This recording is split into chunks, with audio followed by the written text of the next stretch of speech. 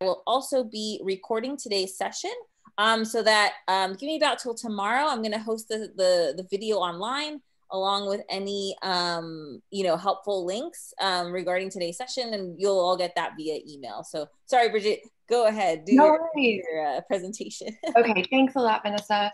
Cool. So today we're going to take a look at how you can use Adobe Illustrator to draw graphs and figures that will enrich your daily outputs. We've done a couple different Illustrator demos where we kind of build basic shapes, we've built infographics, and this one I specifically want to hone in on the graph tool, which is really cool. Illustrator has a tool that lets you draw several different types of graphs. We're going to look at pie graphs and column graphs today. Okay. Vanessa, can you see the slide that says, what is Adobe Illustrator? Yes, I can. Cool, okay. So to begin with, if you're unfamiliar with the tool Adobe Illustrator, we'll give a quick introduction. Adobe Illustrator is an industry standard vector graphics tool. It creates files with these extensions, AI, EPS, and PDF. AI is just the extension that stands for Adobe Illustrator.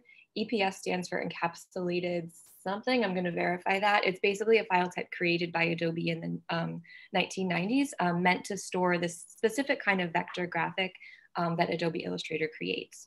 It also creates PDF, which is something, this is kind of like the more readable format of it. If you create a file in Adobe Illustrator and then have to send it to someone who doesn't have the application, creating it or exporting it in a PDF allows them to just open it up and read it.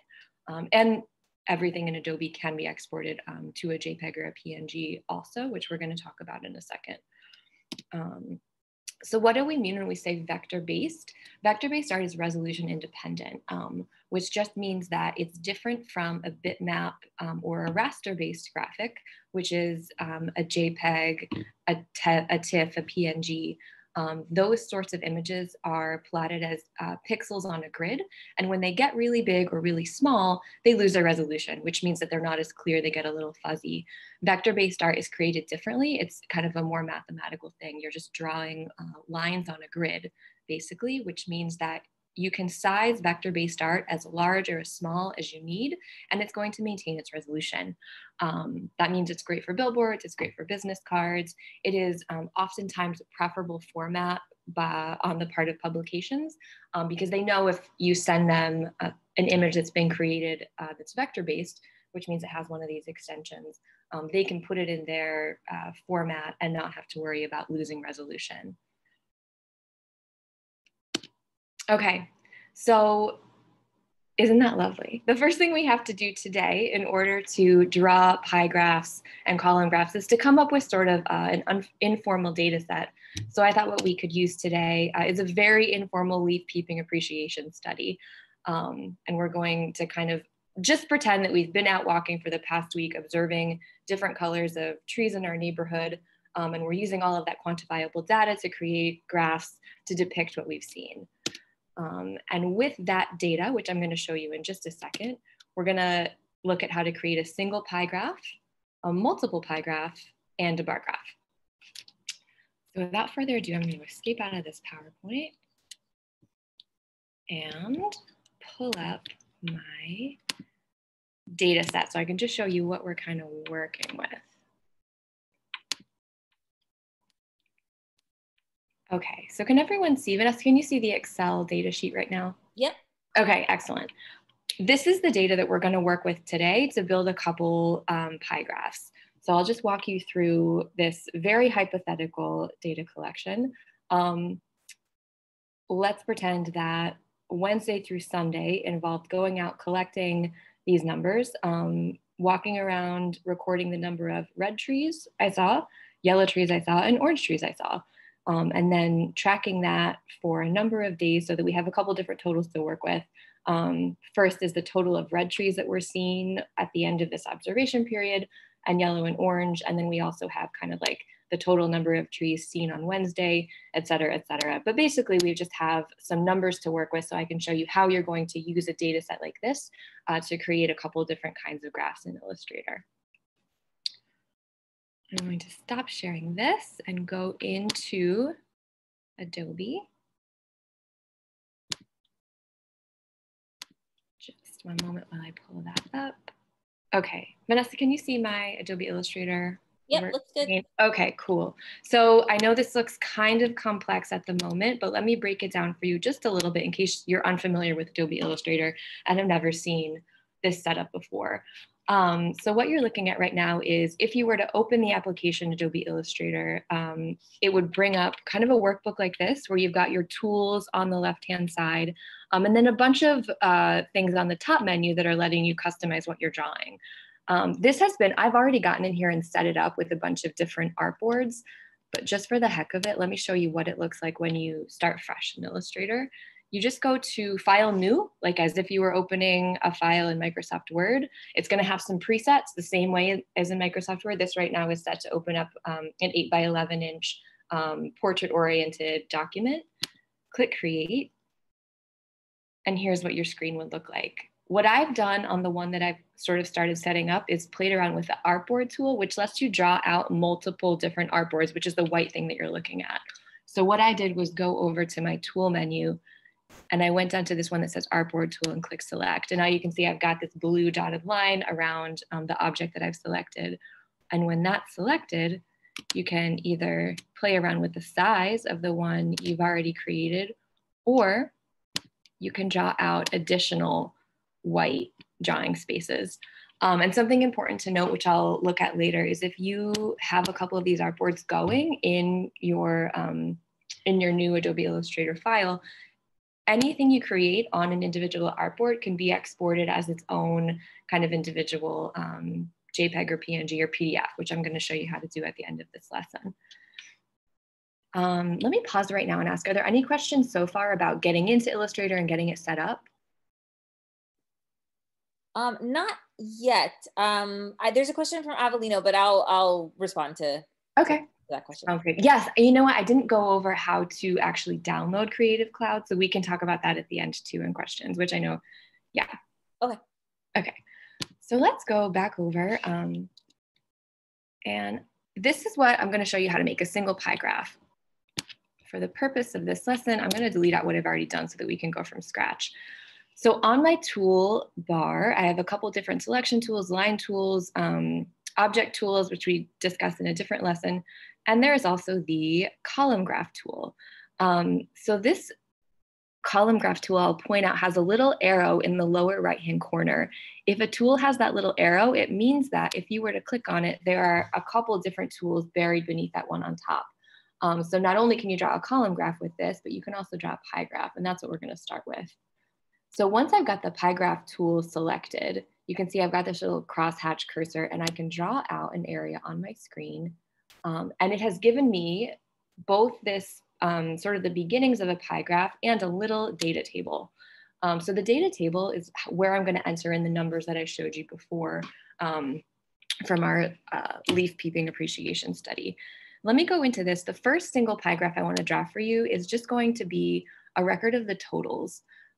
So that was, I think I saw 77 total red trees, 96 yellow trees, and 53 orange trees. So what I'm going to do is just copy those values,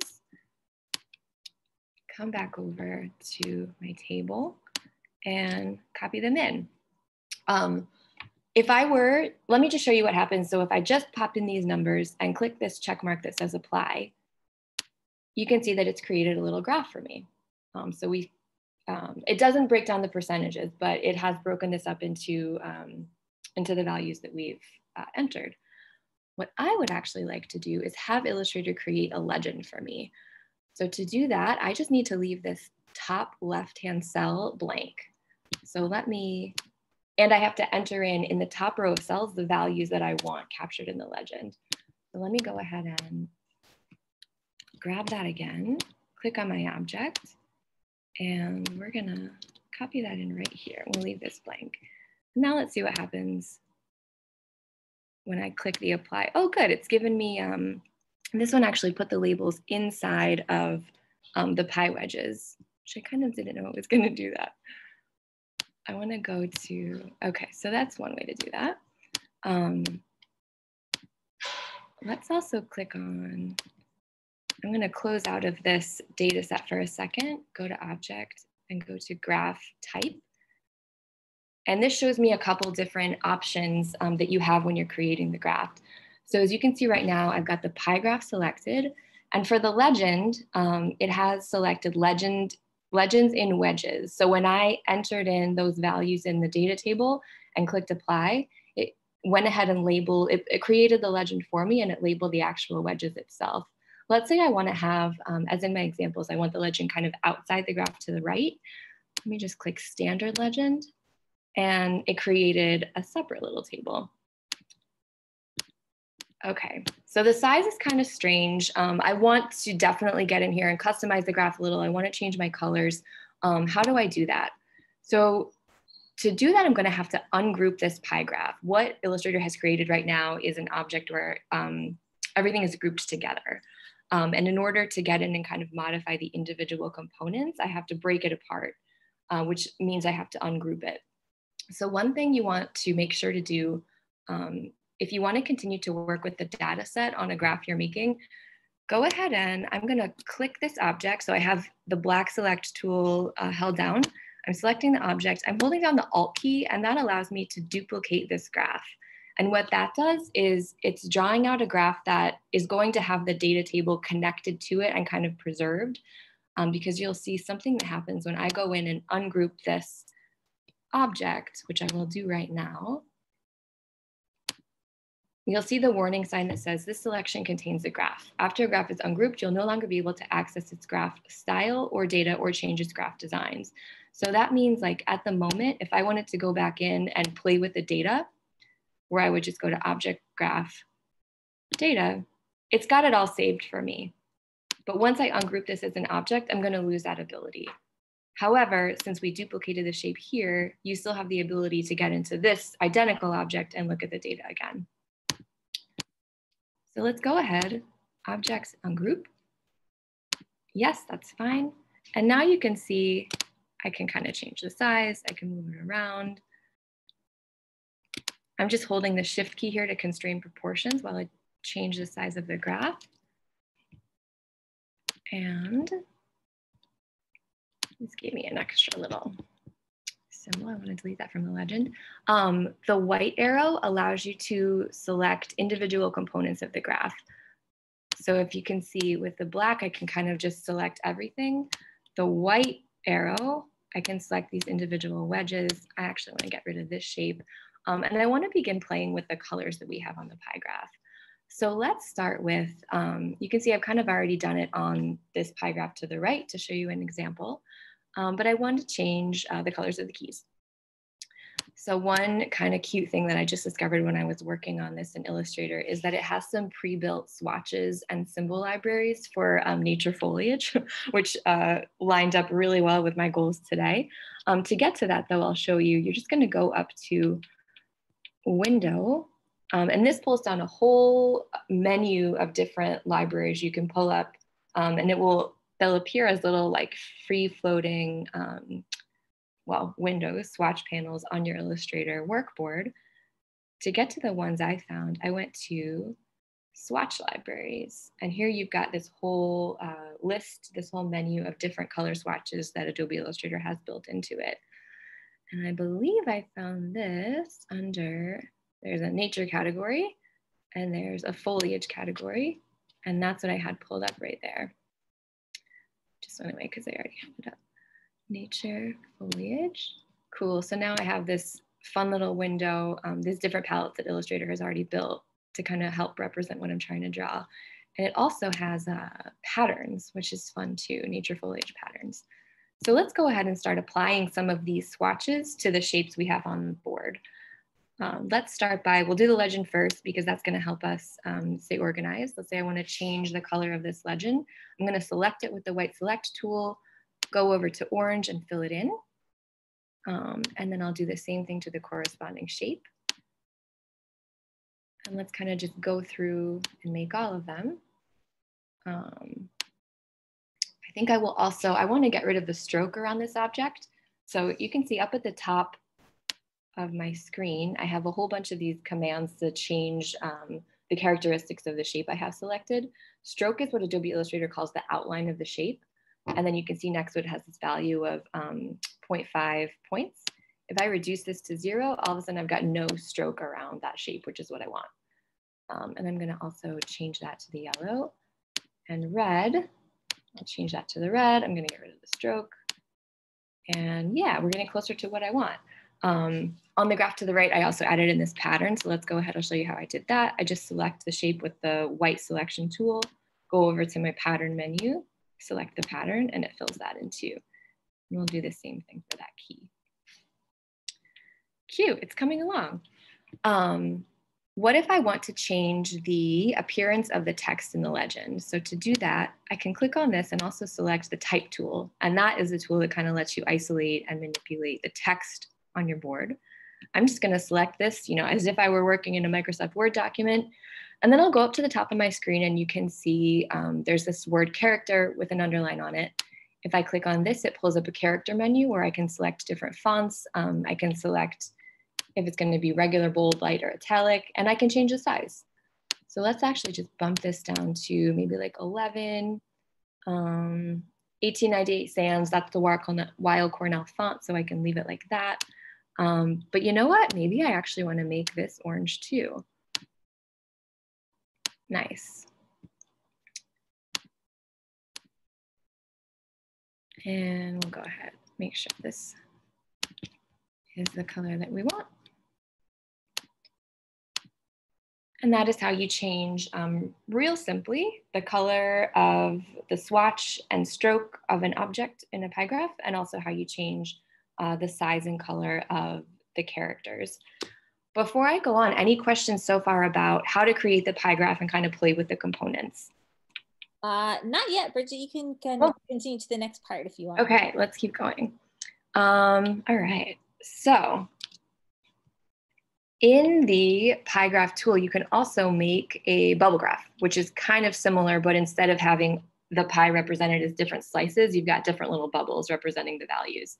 So to do that, let me delete what I've done so far.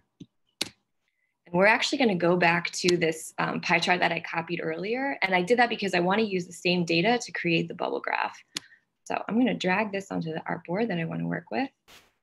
And I'm going to go back up and select Object Graph Data. And then I will click Transpose Row Column. And it's going to line this up in kind of a different arrangement. Click X, and you can see it's broken apart. That's not what I wanted. Hang on. Transpose row column. I want to make sure the values stay labeled.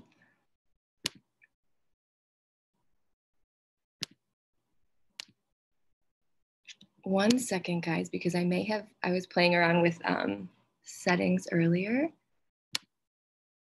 Okay, so let me go back. I know that was a little bit confusing. What I would like to do, I want the size of the circles for the bubbles to kind of correspond proportionately with the number. So red trees, let's go back to the data. I want the red tree bubble to be kind of medium, the yellow tree bubble to be the biggest at 96, and then orange tree to be the smallest at 53. And then we're going to put in some labels so that it's more explanatory. However, what I have this set on right now, let me close out of this. If I go to Object Graph Type, you can see that, so I have pie graph selected, position says even, and I actually want this to be ratio. So ratio is going to make sure that the size of the pies correspond or kind of proportionate to the values they represent. So, okay, so now we've got good. We have a little bit of size variation. This is more what I was hoping for. And now I can get in just kind of the same way I did again, so we can play with the size of the characters and the size of the color. I'm going to go ahead and ungroup this object so that I can zoom in and recolor some of my shapes. So I'll go through and do this.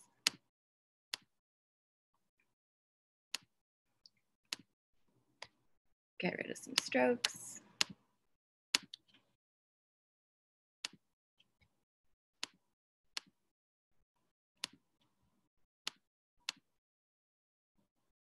And pull up these little text boxes so that it's labeled more clearly.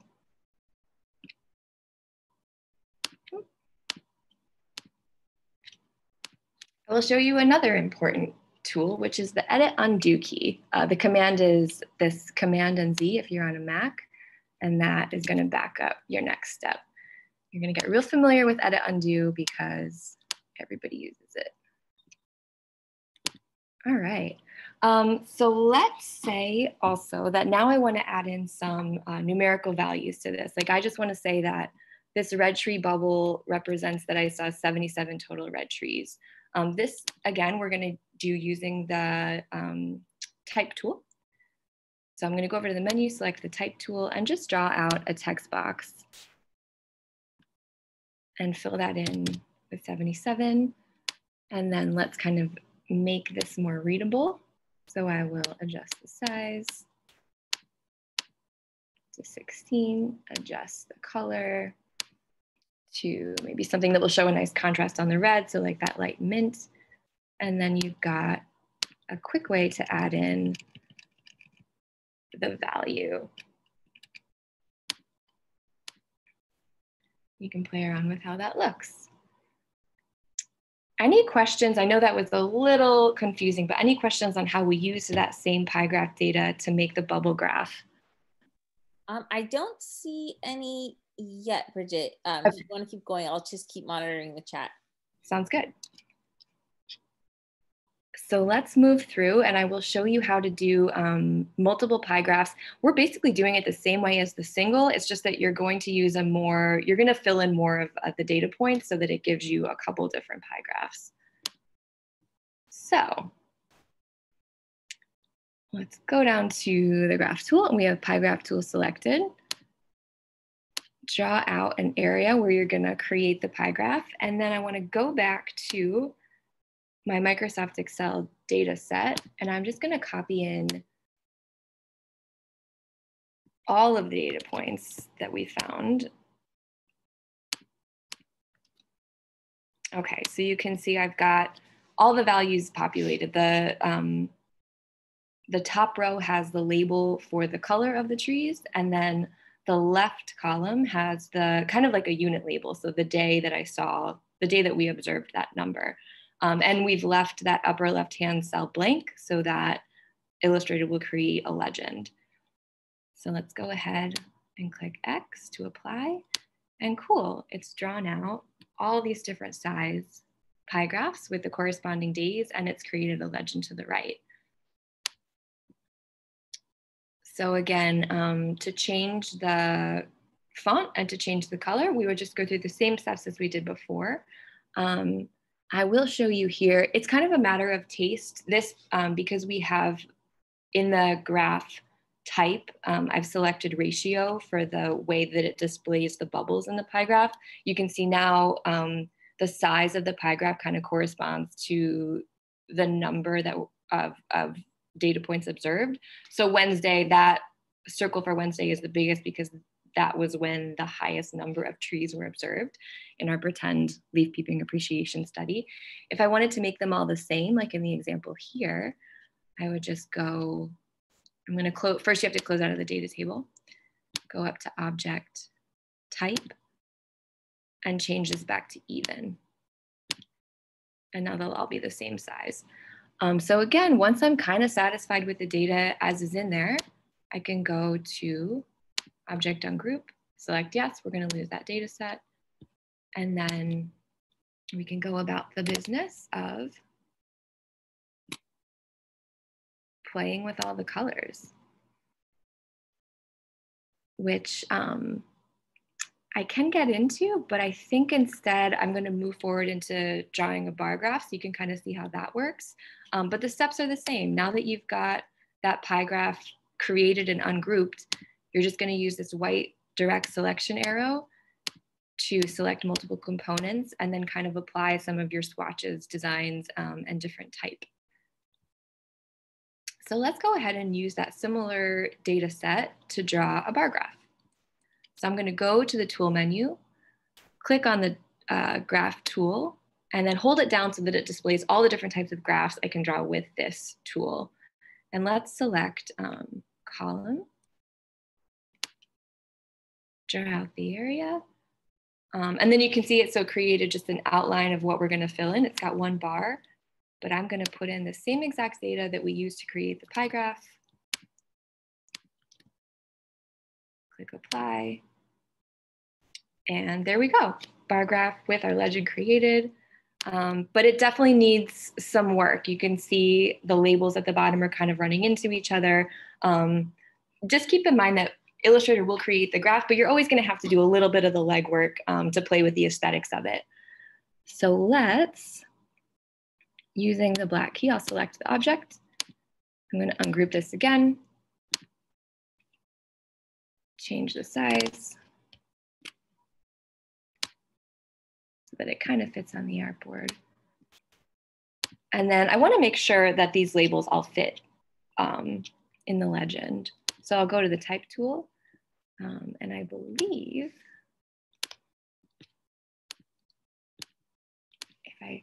so with the black arrow selected, if I have all of these different labels selected at once, I think I can just go up to character and let's make these all 20.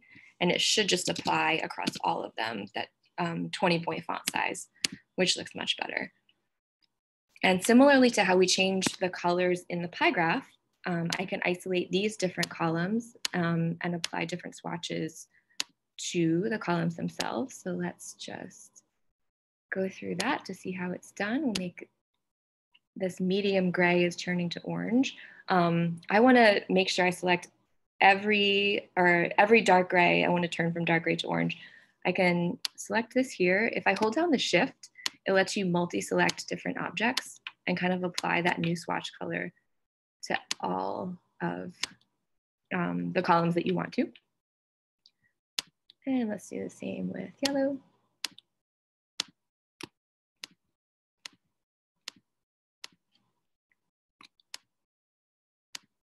And with red.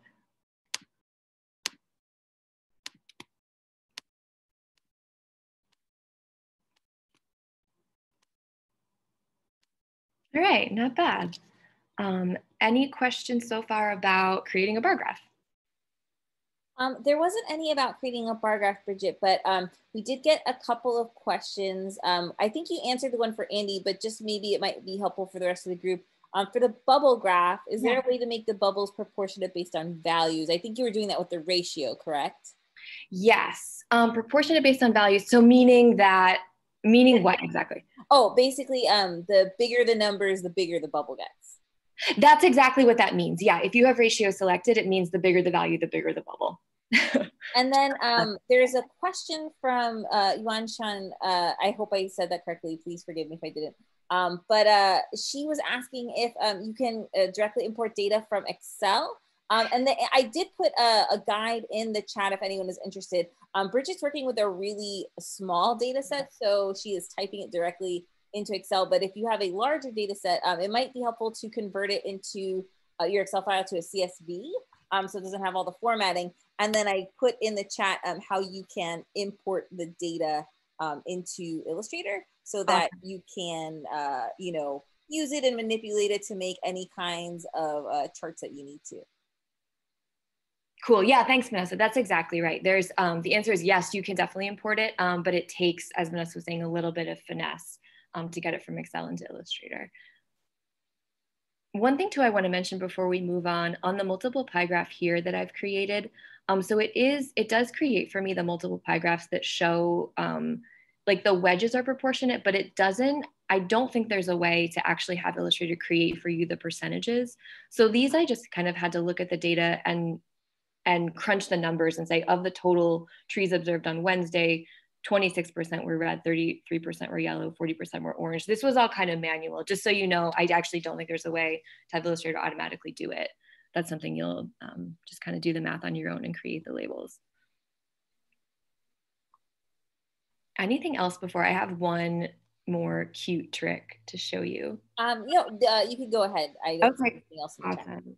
So this is just if you want to get kind of fancy when you're making the bar graphs, there's a cute way where you can import symbols and then, you know, just kind of playing with the design of your graph. The symbol then becomes representative of the column itself. To do that, let's use this blank one to play around a little. You just go to Window, and then you've got, along with the Swatch Library, a symbol library. So this one, we're sticking to the theme here. I pulled up the nature swatch, which is now appearing like as a little free-floating library on your screen. And you can scroll through and see, there's not a ton to choose from, but there's enough, and there's enough for today's tree study. So you just select the symbol that you like, and then you can pull it onto the artboard. And then from there, you can play around with it a little. So I'm going to make it a little smaller. I'm just holding Shift again to constrain the proportions as I drag this. And then I want to create a column that's composed of these red maple leaves. So let me pull this up with the shape selected. If I hold down the Alt key and drag, that duplicates the shape right below it. So I'm just going to do that a couple times. Once I've got 3, I'm going to shift to multi-select the objects. So you can see all 3 of these are selected now. Go up to Object Group.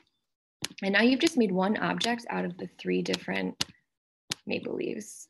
Oh, no, we didn't. Hang on. That didn't work. Let's try one more time. Select them all, Object Group. And now we should have, yeah, one shape made of 3 maple leaves. And then once you've got the 3, you can kind of do that same little trick where you hold down Alt again and duplicate another 3. And let's make one that is kind of like the size of this red column on Friday. So I'm going to group all these together again, Object Group, pull it up here and kind of get it the same size as that column. So Shift and drag to make it the size that is accurate. And then I can, with my white selection tool, select that red column, delete that, and pull in instead this little shape that you've made with the red maple leaves. So just another kind of cute method that Illustrator has available for customizing the design of your graphs and making a graph a little more fun and also a little bit more like an infographic design. And you can see here's an example that we did a couple, maybe last year at some point, using the same method, but using the little conifer symbol. And then you would do, so this one we have also switched the legend around. Since the red tree is the maple leaf, we want to make sure that we're representing that correctly here. Whoop. Oh, cool. I would just kind of drag this in.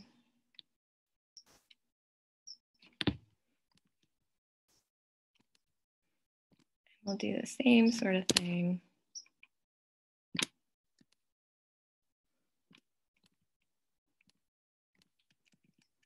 Make this into a horizontal object.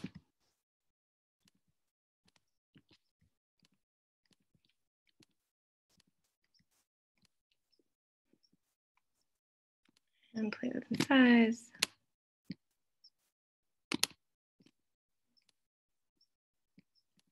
And now you've got a little custom legend. All right, that's it for the demo. We're about 10 minutes shy of finish time. So if there are any more questions, feel free to fire them off. I don't see any questions in the chat yet. I'll wait a couple of minutes. But oh, can you briefly go over the different functions of the black and white cursor?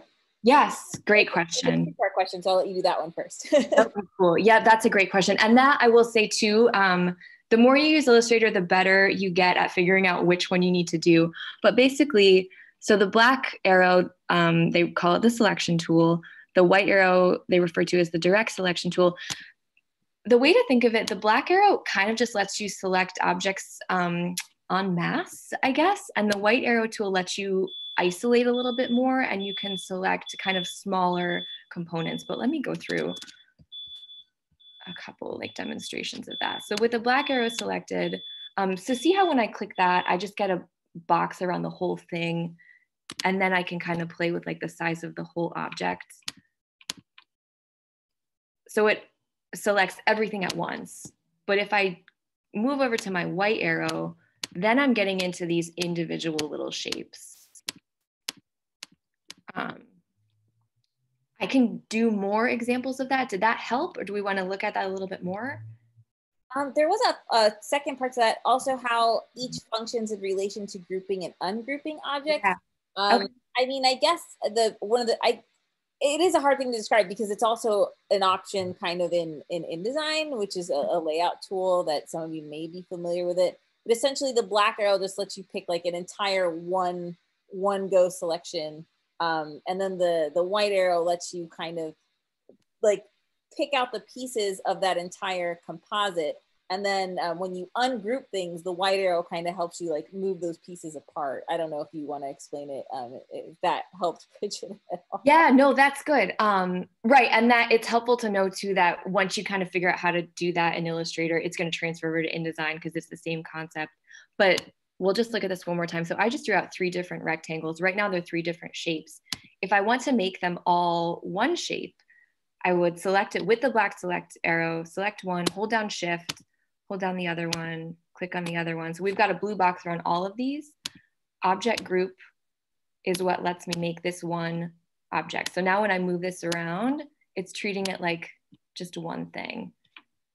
If I ungroup it, these are all their own little shapes.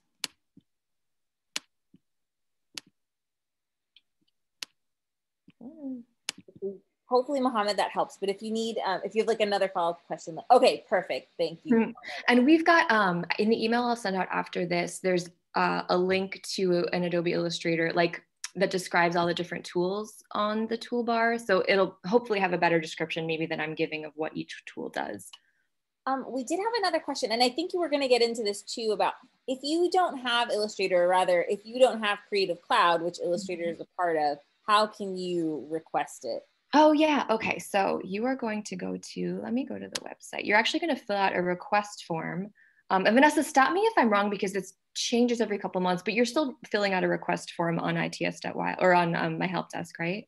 No, you're correct. So Okay. there is, I don't know if you're planning to switch your screen, Bridget, but if you go to myhelpdesk.weill.cornell.edu, you can go into the field, the search bar at the top, and just start typing Adobe Creative Cloud.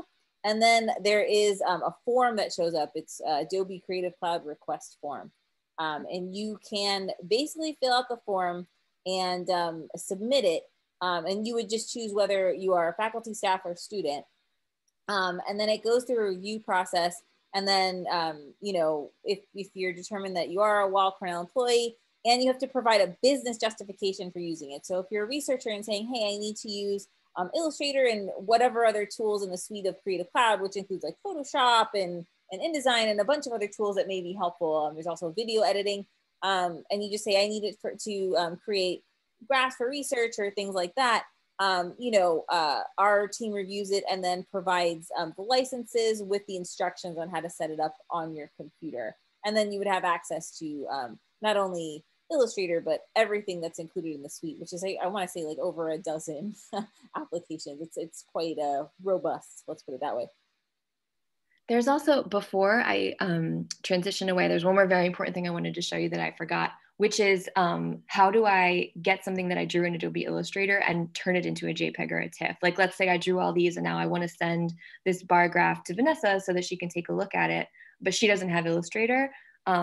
If I export this as a JPEG or a PNG, I can just pop it in an email or a PowerPoint so that she can take a look at it. So let me just show you how to do that.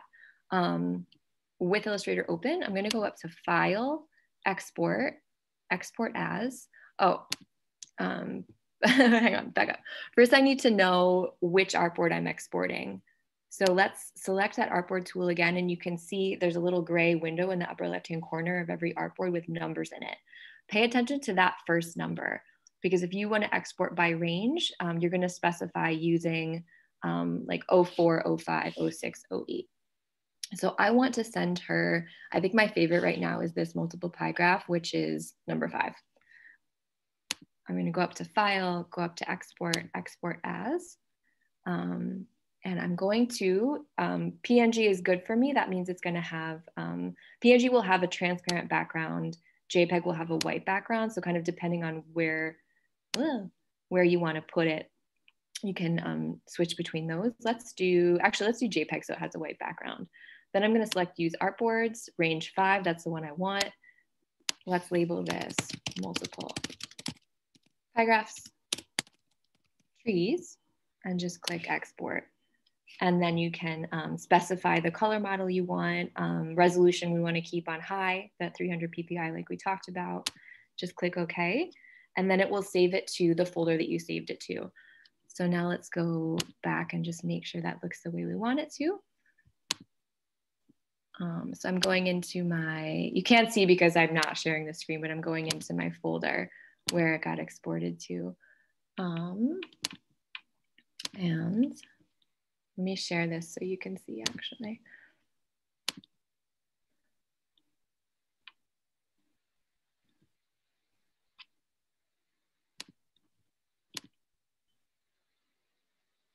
Okay, Vanessa, can you see the graph folder?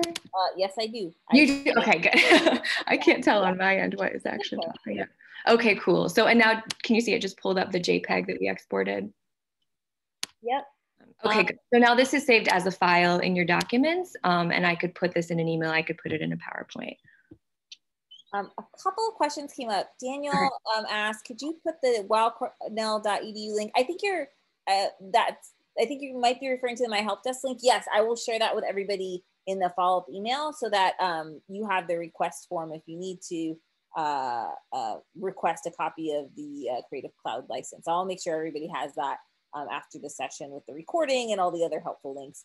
And then Deanna asked, how does InDesign differ from Illustrator? Oh, that the easiest way to describe that is Illustrator is a tool that helps you draw vector images. So like Bridget was saying, vector images do not rely on resolution.